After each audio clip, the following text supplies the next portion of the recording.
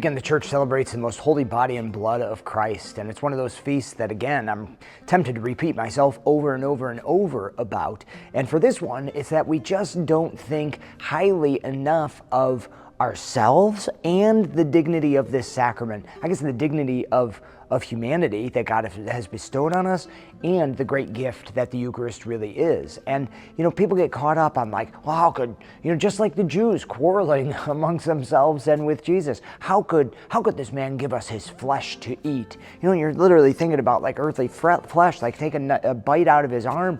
It's like, that's not what we're talking about. It's even bigger than that. It's God himself.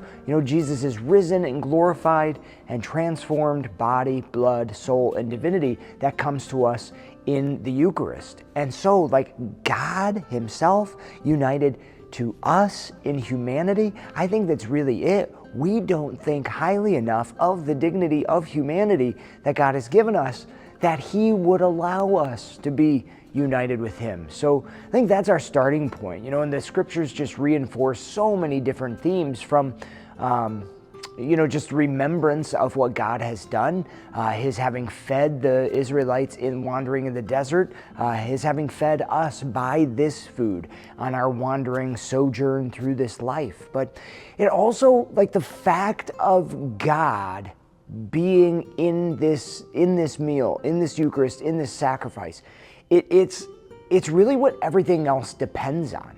Even like thinking about the Mass as the participation in the wedding feast of the Lamb and the church and in heaven.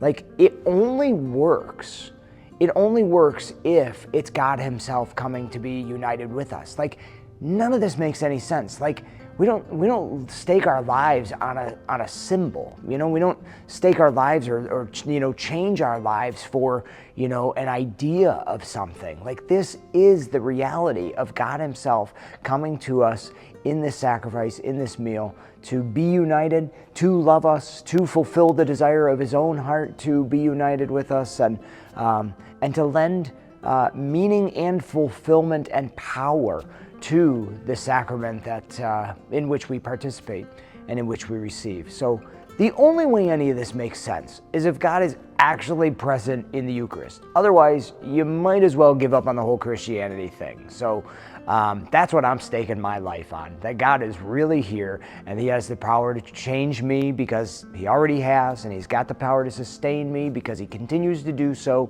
and he has the power to fulfill ultimately, my whole life in heaven when we're actually united forever.